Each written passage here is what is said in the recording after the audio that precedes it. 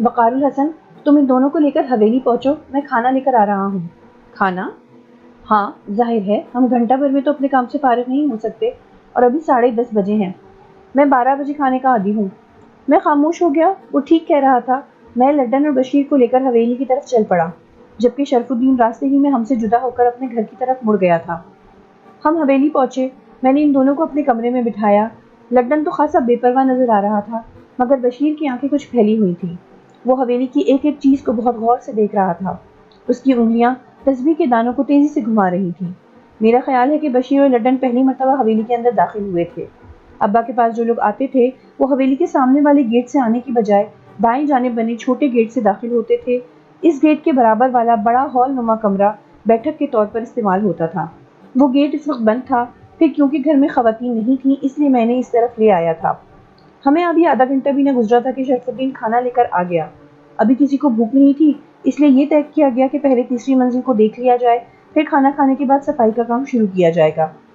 میں پہلے ہی بتا چکا ہوں کہ حویلی کے اندرونی حصے والی سیڑھیوں کو بڑا چوبی دروازہ لگا کر بند کر دیا گیا تھا، اور اس پر پڑے تالے بھی زنگ آلود ہو چکے تھے۔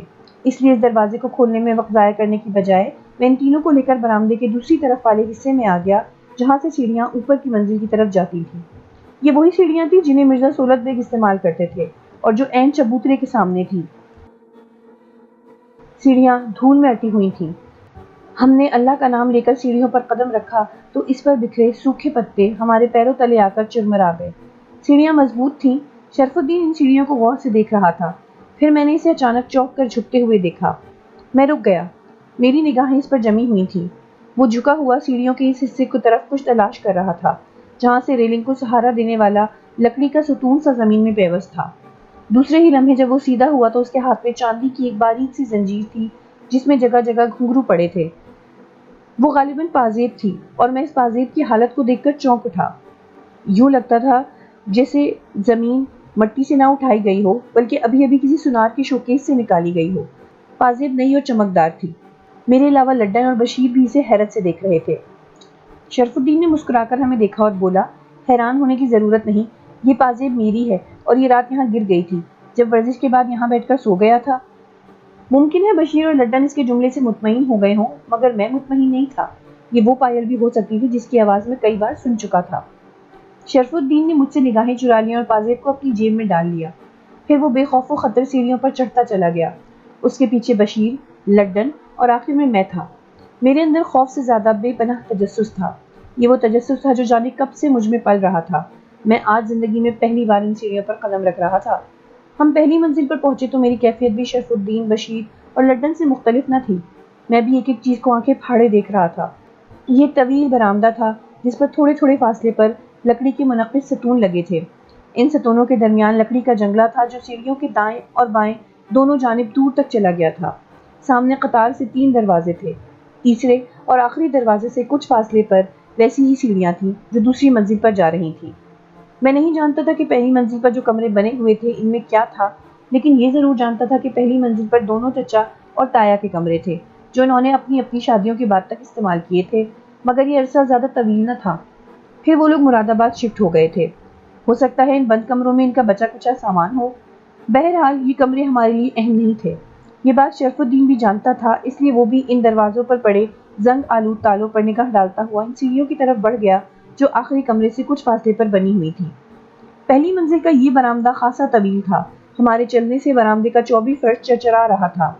ریلنگ پر لگی مٹی ہمارے ہاتھوں پر لگ چکی تھی اور میں خاصی الجھن محسوس کر رہا تھا۔ ہم سیڑھیاں عبور کر کے دوسری منزل پر پہنچے تو یہاں بھی 2 کمرے بنے ہوئے تھے۔ ان دونوں کمروں کے دروازے کھلے ہوئے تھے، یعنی ان پر کوئی تالے نہیں تھے۔ البتہ لوہے کی بڑی بڑی کنڈیاں تھیں جو بند تھیں۔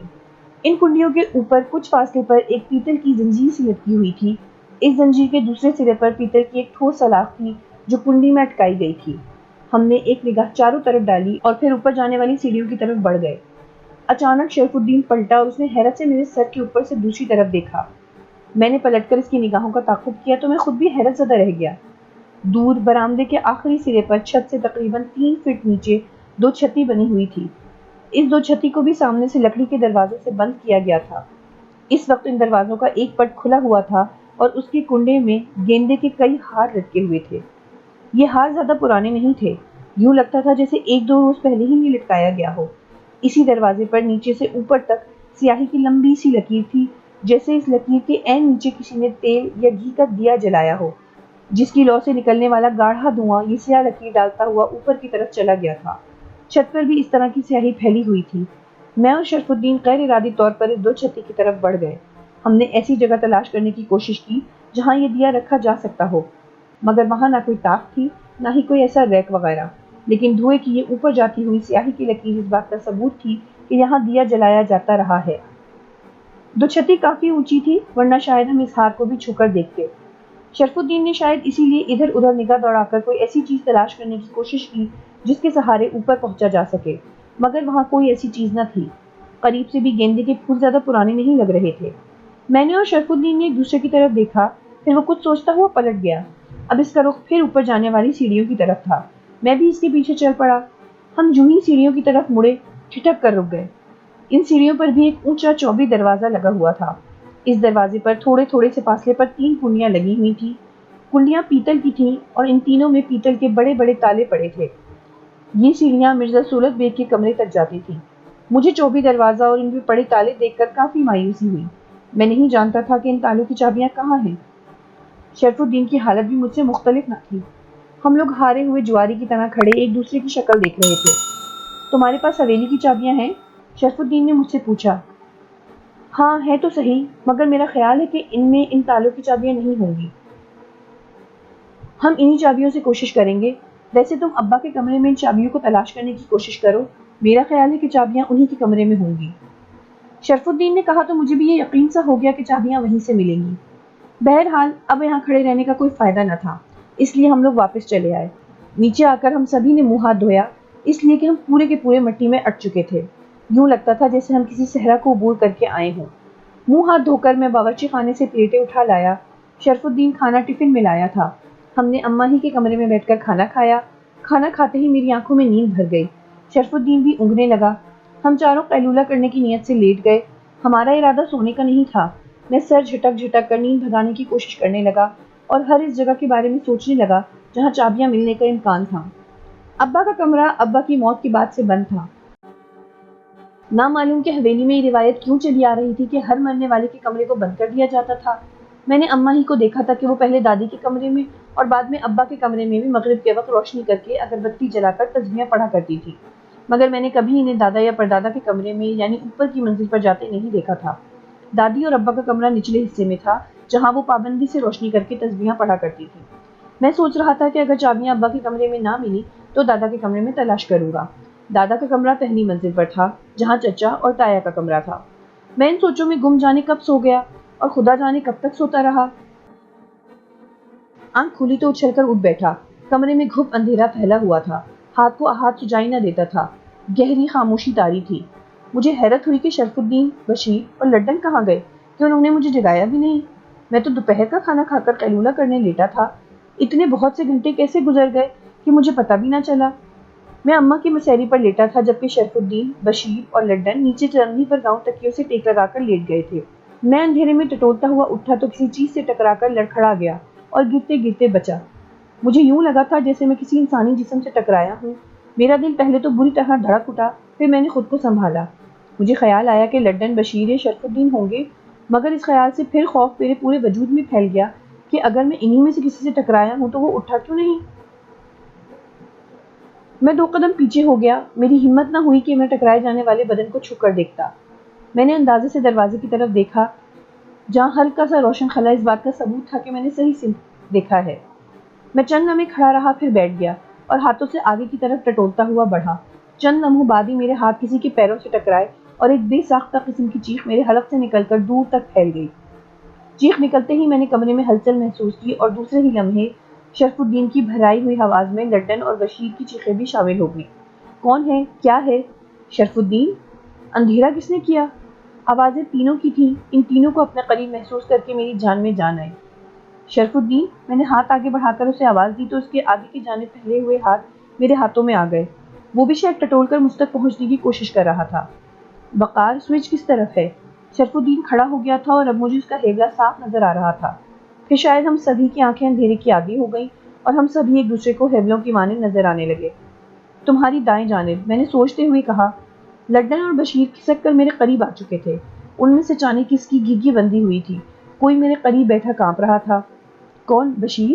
میں نے ہاتھ بڑھایا تو کسی کے گھٹنے سے ٹکرایا۔ ہاں چھوٹے مرزا، یہ اتنا اندھیرا کیسے ہو گیا؟ ابھی تو دن ہے، اس سے بولا بھی نہیں جا رہا تھا۔ اس سے پہلے کہ میں اسے کوئی جواب دیتا، اچانک کمرے میں تیز روشنی پھیل گئی۔ لمحے بھر کو ہم سب کی آنکھیں چندھیا گئیں۔ دوسرے ہی لمحے ہم سب ایک دوسرے کو تک رہے تھے۔ دن نہیں ہے، رات ہو چکی ہے، شرف الدین کی آواز میں بلا کا ٹھہراؤ تھا۔ مگر اتنی جلدی؟ لڈن نے حیرت سے دروازے کی طرف دیکھا۔ ابھی تو ہم سوئے تھے۔ بے وقوفوں کسی باتیں نہ کرو، ہم ابھی نہیں دوپہر میں سوئے تھے۔ میں اور وقار الحسن تو خیر اس لیے اتنی دیر بے خبر سوتے رہے کہ ہم رات بہت دیر تک جاگے تھے اور سویرے سویرے اٹھ گئے تھے، مگر تم دونوں پر کیوں نیند ٹوٹ پڑی تھی؟ شرف الدین نے غصے سے لڈن اور بشیر کی طرف دیکھا۔ میں تو دوپہر میں سونے کا عادی بھی نہیں ہوں بھیا، پتہ نہیں کیا ہو گیا۔ میری مانو تو یہاں سے چلے چلو، یہاں رات میں رہنا ٹھیک نہیں ہے۔ بشیر اب کافی سنبھل چکا تھا، مگر گھٹنے سکیڑے اور دونوں بازوؤں سے اپنے دونوں کندھے تھامے گٹھڑی سی بنا بیٹھا تھا۔ بکواس نہ کرو، تم جانا چاہتے ہو تو جاؤ، ہم جس کام کا ارادہ کر کے آئے ہیں اسے کر کے ہی جائیں گے۔ شرف الدین نے بشیر کو جھڑک دیا، پھر لڈن کی جانب مڑا۔ کیوں لڈن، کیا ارادہ ہے تمہارا؟ بھیا جہاں تم وہاں ہم، اپنے کو بالکل ڈر نہیں لگتا، اپنے قبضے میں کوئی جن بوت نہیں ہے، پھر بھی دل بڑا مضبوط ہے، نہ اپن کے گلے میں کوئی تعویذ ہے۔ اس نے کندھے اچکا کر بے پرواہی سے کہا۔ تعویذ کے ذکر پر بے اختیار میرا ہاتھ اپنے گلے کی طرف رینگ گیا۔ میرے گلے میں تعویذ نہیں تھا۔ جلد ہی مجھے یاد آ گیا کہ تعویذ میں نے صبح نہاتے ہوئے غسل خانے میں کھوٹی پر ٹانگ دیا تھا۔ یہ خیال آتے ہی میں اس کونے کی طرف بڑھ گیا جہاں میں نے لالٹین رکھی تھی۔ لالٹین میں تیل نہیں تھا اور تیل کا ڈبہ باورچی خانے میں تھا۔ مجھے اندھیرے میں باہر نکلنے کی ہمت نہیں ہوئی۔ میں نے اوپر بنی طاق پر ہاتھ سے ٹٹولا، توقع کے مطابق دیا سلائی میرے ہاتھ میں آ گئی۔ میں نے لالٹین جلائی اور جلدی سے باورچی خانے کی طرف بڑھ گیا۔ میں جانتا تھا کہ اس کی لو زیادہ دیر تک روشن نہیں رہ سکے گی۔ تیل کا ڈبہ اٹھا کر میں واپس کمرے میں چلا آیا۔ لالٹین بجھا کر میں نے اسے تیل سے بھر دیا اور پھر جلا دیا۔ شرف الدین کسی سوچ میں ڈوبا ہوا تھا۔ بشیر آنکھیں پھاڑے بیٹھا اسے تک رہا تھا اور لڈن اسی بے پرواہی سے گاؤں تکیے سے ٹیک لگائے بیٹھا تھا۔ مرزا سولت بیگ کے کمرے میں بجلی ہے؟ شرف الدین نے اچانک سر اٹھا کر سوال کیا۔ نہیں، بجلی آئے زیادہ عرصہ نہیں ہوا ہے اور اوپر کی منزلیں اس سے قبل ہی بند کر دی گئی تھیں۔ بجلی صرف نچلے حصے کے انہی چند کمروں میں اور باورچی خانے میں لگوائی گئی ہے۔ اس نے پرسوچ انداز میں کہا۔ بھیا، بشیر کی آواز سن کر ہم سب اس کی طرف متوجہ ہو گئے۔ بھیا، ابا مجھے ڈھونڈ رہے ہوں گے، میں جاؤں؟ جاؤ یار، میں سمجھا تھا کہ تم ڈرپوک نہیں ہو۔ شرف الدین جھنجھلا گیا۔ نہیں، میں ڈرپوک نہیں ہوں بھیا، مگر اتنی رات کو آپ نے تو کہا تھا کہ دن ہی دن میں کام ختم ہو جائے گا۔ وہ بہت خوفزدہ تھا۔ بات سنو، کہ تم جن وغیرہ کیسے قابو میں کر لیتے ہو؟ شرف الدین نے اس کا تمسخر اڑایا۔ آپس کی بات ہے بھیا، میں تو صرف تعویذ وغیرہ دیتا ہوں، اس نے جھجکتے ہوئے کہا۔ تو وہ بوتلیں جو تم مجھے دکھا رہے تھے اور جن میں تمہارے ابا نے نیلا پیلا دھواں بھر رکھا تھا، وہ کیا چکر ہے؟ وہ تو ابا جانتے ہیں۔ یار، تم لوگ اپنی جہالت سے کیوں معصوم لوگوں کو نقصان پہنچاتے ہو؟ اور تم ایسے ہی تعویذ گنڈے کرنے والے ہو تو کچھ تعویذ اپنے گلے میں کیوں نہیں ڈال لیتے؟ ڈالے تو ہیں۔ اس نے فوراً گریبان میں ہاتھ ڈال کر تعویذوں کا ایک گچھا سا باہر نکال لیا۔ ایک بے ساختہ قسم کا قہقہا لڈن اور شرف الدین کے حلق سے پھوٹ نکلا۔ ابے اتنے تعویذ ڈال کر بھی گھگ آ رہا ہے، لڈن نے اپنے میلے میلے دانت نکالتے ہوئے کہا۔ جن باتوں پر خود تم لوگوں کو اعتقاد نہیں ہے، ان سے دوسرے لوگوں کی معصومیت کیوں خریدتے ہو؟ شرف الدین سخت غصے کے باوجود بھی نرم لہجے میں بات کر رہا تھا۔ بھیا، میں جاؤں؟ بشیر نے اس کی بات کو نظر انداز کرتے ہوئے کہا۔ جا یار، دفع ہو۔ شرف الدین نے ہاتھ اٹھا کر کہا تو وہ فوراً اٹھ کھڑا ہوا۔ پھر اس نے پہلے میری طرف اور پھر لالٹین کی طرف دیکھا۔ میں سمجھ گیا کہ اس اندھیرے میں تو باہر نکلتے ہوئے اس کا دم ہی نکل جائے گا۔ میں لالٹین لے کر کھڑا ہو گیا۔ مجھے غسل خانے سے اپنا تعویذ بھی لینا تھا اور شرف الدین کی باتیں سننے کے بعد میں نہیں چاہتا تھا کہ اسے میرے تعویذ کے بارے میں کچھ پتہ چلے۔ بشیر مجھے کھڑا ہوتے دیکھ کر کھل اٹھا اور تیزی سے باہر نکل آیا۔ ہم ساتھ ساتھ چلتے ہوئے بڑے گیٹ تک پہنچ گئے۔ ہم میں سے گھڑی کسی کے پاس نہ تھی کہ وقت کا پتہ چلتا، مگر میرا اندازہ تھا کہ 8 ساڑھے 8 ہوئے ہوں گے۔ ڈھلتا چاند تھا، اس لیے دیر ہی سے نکلتا تھا، تو ساری حویلی میں گہرا اندھیرا پھیلا ہوا تھا۔ گیٹ کھولتے ہی باہر سے کچھ روشنی رینگ کر اندر چلی آئی۔ کچھ فاصلے پر تاج الدین کی پان بیڑی کی دکان کھلی ہوئی تھی، وہاں لالٹین لٹک رہی تھی اور کچھ لوگ بھی کھڑے تھے۔ انہیں دیکھ کر بشیر کو کافی ڈھارس ہوئی اور وہ خدا حافظ کہہ کر دکان کی طرف بڑھ گیا۔ میں نے گیٹ پہ کنڈا لگا دیا اور واپس چل پڑا۔ میں اماں کے کمرے میں جانے کی بجائے غسل خانے کی طرف بڑھ گیا۔ اماں کے کمرے سے نکلنے والی روشنی نے اسی حصے میں کافی اجالا کر رکھا تھا۔ غسل خانے کے قریب جا کر میں نے دروازہ کھولا اور لالٹین لیے اندر داخل ہو گیا۔ لالٹین اونچی کر کے میں نے کھوٹی پر نگاہ ڈالی، وہاں تعویذ نہیں تھا۔ میں ساکت رہ گیا۔ مجھے اچھی طرح یاد تھا کہ صبح میں نے تعویذ وہیں ٹانگا تھا۔ پھر بھی میں نے چاروں طرف نگاہ دوڑائی، اوپر بنے تاق پر ہاتھ سے ٹٹولا، اپنے میلے کپڑوں کو جھاڑ کر دیکھا، پانی کی ٹنکی کے اوپر اور صابن رکھنے والی کچھی کے نیچے بھی ہر جگہ تلاش کیا، تعویذ کہیں بھی نہیں تھا۔ میں مایوس ہو کر باہر نکلنے لگا تھا کہ بے اختیار میری نگاہ اوپر کی طرف اڑ گئی۔ اوپر کچھ لکڑی کی بلیاں رکھی تھیں۔ میں نے شاید آپ کو پہلے نہیں بتایا کہ اس غسل خانے میں بھی ایک چھوٹی سی دو چھتی بنی تھی، جسے ابا نے لوہے کی ٹنکی لگانے کے لیے بنوایا تھا، مگر پھر نہ جانے کیوں ٹنکی نہ لگوائی۔ اس دو چھتی پر ہی لکڑی کی ایک گز گز بھر کی چپٹی چپٹی بلیاں رکھی ہوئی تھی، جن کے سرے باہر کو نکلے ہوئے تھے۔ میں نے لالٹین والا ہاتھ اوپر کیا تو یہ دیکھ کر حیران ہوا کہ میرا تعویذ ایک بلی کے سرے پہ لٹکا ہوا ہے۔ اسے وہاں دیکھ کر میرا حیران ہونا بجا تھا، کیونکہ یہ بلیاں کافی اونچی رکھی تھیں اور وہاں تک میرا ہاتھ نہیں جاتا تھا۔ وہاں اسے کس نے ٹانگا یہ سوچنا تو بات کی بات ہے، سب سے پہلے تو اسے اتارنے کا مسئلہ تھا۔ میں نے چاروں طرف دیکھا، پھر پٹرا سرکا کر اس پر کھڑا ہو گیا۔ میں نے ہاتھ تعویذ کی طرف بڑھایا، وہ اب بھی بالش بھر میرے ہاتھ سے اونچا تھا۔ میں لالٹین لے کر باہر آ گیا۔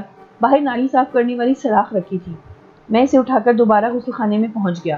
اب مجھے یوں گھبراہٹ ہونے لگی تھی کہ شرف الدین میرے غائب ہو جانے پر کڑ رہا ہوگا۔ یہ بھی ممکن تھا کہ وہ میرے پیچھے یہاں تک پہنچ جاتا، اور اگر اسے پتہ چل جاتا کہ میں وہ تعویذ اتارنے کی کوشش میں لگا ہوں تو… یہی سوچتا ہوا میں غسل خانے میں داخل ہوا اور اس سلاخ کی مدد سے تعویذ اتار لیا۔ اسے گلے میں ڈالنے کی بجائے میں نے جلدی سے جیب میں رکھا اور تیز قدموں سے پلٹ کر اماں کے کمرے میں پہنچ گیا۔ شرف الدین غصے میں بھرا بیٹھا تھا۔ کیوں؟ کوئی خاص میٹنگ تھی تمہاری روحوں سے جو یوں ہمیں ہونقوں کی طرح بیٹھا چھوڑ کر غائب ہو گئے؟ میں ذرا کام سے… یار میں غسل خانے گیا تھا۔ تو کیا کر رہے تھے؟ اس نے تنبیہ انداز سے مجھے سر سے پاؤں تک دیکھا۔ خیر فضول باتیں چھوڑو، اب کیا پروگرام ہے؟ میں نے لالٹین کی لو نیچی کرتے ہوئے کہا۔ میں اسی لیے تمہارے انتظار میں تھا۔ تم نے چابیاں ڈھونڈ لی؟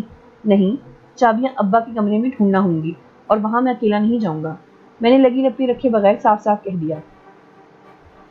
تو چلو یار، وقت کیوں ضائع کر رہے ہو؟ وہ جھنجھلا گیا۔ وقت میں نے ضائع نہیں کیا، تم شاید کھانے میں بھنگ ڈال کر لائے تھے، میں نے چڑ کر جواب دیا۔ وہ چونک اٹھا۔ بھنگ؟ کیوں؟ اس میں چونکنے کی کیا بات ہے؟ ظاہر ہے تم یہ تو مانو گے نہیں کہ کوئی ان دیکھی چیز انہیں شکنتلا کی روح یا پھر کسی اور روح کی ہمیں سولت بیگ کے کمرے میں جانے سے روکنا چاہتی تھی، تبھی ہم سب گہری نیند سو گئے تھے۔ وہ خالی خالی آنکھوں سے مجھے تکتا رہا جیسے اس نے میری بات سنی ہی نہ ہو۔ چلو، اچانک وہ اٹھ کھڑا ہوا۔ اسے کھڑا ہوتا دیکھ کر لڈن بھی انگڑائی لیتا ہوا اٹھ کھڑا ہو گیا۔ میں نے لالٹین اٹھائی۔ اماں کے کمرے کے بعد 3 کمرے اور تھے، ایک بہنوں کا، پھر پھوپھیوں کا، پھر میرا، اور اس کے بعد ابا کا کمرہ تھا۔ میرے کمرے کی کھڑکی کھلی ہوئی تھی۔ میں نے اندر جھانکا، مگر اندر گہرا اندھیرا تھا۔ میرے ہاتھ میں پکڑی لالٹین کی روشنی نے کمرے کے فرش پر سلاخوں والی کھڑکی بنا دینے کے سوا کچھ بھی نہیں کیا۔ میں اصل میں وقت دیکھنا چاہ رہا تھا، مگر دیوار پر لگی گھڑیال تک لالٹین کی روشنی اتنی نہیں پہنچ رہی تھی کہ میں وقت دیکھ سکوں۔ شرف الدین آگے بڑھ گیا تھا، اس لیے میں لپک کر اس کے قریب چلا گیا۔ میں کمرے سے نکلتے وقت ابا کے کمرے کی چابی لانا نہیں بھولا تھا۔ میں نے آگے بڑھ کر دروازہ کھولا۔ یہ دروازہ پورے 1 سال اور 5 دن کے بعد کھل رہا تھا۔ دروازہ کھلتے ہی میری نگاہ مخالف سمت بنی اس کھڑکی پر پڑی جہاں میں نے پہلی بار شکنتلا کی روح کو دیکھا تھا۔ میرے بدن میں جھرجھری سی دوڑ گئی۔ یہاں بجلی نہیں ہے کیا؟ شرف الدین کی آواز نے مجھے چونکا دیا۔ ہاں ہے، یہ کہہ کر میں نے بائیں سمت دیوار پر لگے سوئچ کو آن کر دیا۔ کمرہ روشن ہوا تو مجھے یوں لگا جیسے ابا ابھی ابھی اٹھ کر کہیں گئے ہوں۔ ان کے مخصوص عطر کی مہک نے مجھے ہی نہیں، شرف الدین کو بھی حیران کر دیا تھا۔ اس نے گہرا سانس لے کر غالباً اس خوشبو کو محسوس کیا۔ لڈن البتہ کافی بیزاری سے کھڑا اپنی کمر کھجا رہا تھا، جس کی وجہ سے وہ ایک جانب جھکا ہوا تھا۔ میں ابا کے کمرے میں دائیں جانب رکھی لکڑی کی الماری کی طرف بڑھ گیا۔ وہ الماری بے حد قیمتی اور خوبصورت تھی۔ اس کے کنڈے چاندی کے تھے اور اس کے دونوں پٹوں کے کناروں پر چاندی کی پتری چڑھی ہوئی تھی۔ اس زمانے میں الماریوں کے لوگ ایسے نہیں ہوتے تھے جیسے اب ہوتے ہیں، البتہ ایک چپٹی سی کنڈی لگی ہوتی تھی جو اس میں بھی لگی ہوئی تھی، اور اس کنڈی میں چاندی ہی کے چھوٹے چھوٹے تالے پڑے تھے۔ انہی تالوں میں چاندی کی کنجیاں لگی ہوئی تھیں۔ غالباً اس الماری میں ایسی کوئی قیمتی چیز نہیں تھی، تبھی تو اماں نے کنجیاں اسی میں لگی چھوڑ دی تھی۔ آگے کیا ہوا یہ جاننے کے لیے انتظار کیجیے کہانی کے اگلے حصے کا۔ اس کے ساتھ ہی ساتھ ہمیں کمنٹس میں بتائیے کہ آپ کو ہماری یہ نئی کہانی کیسی لگی۔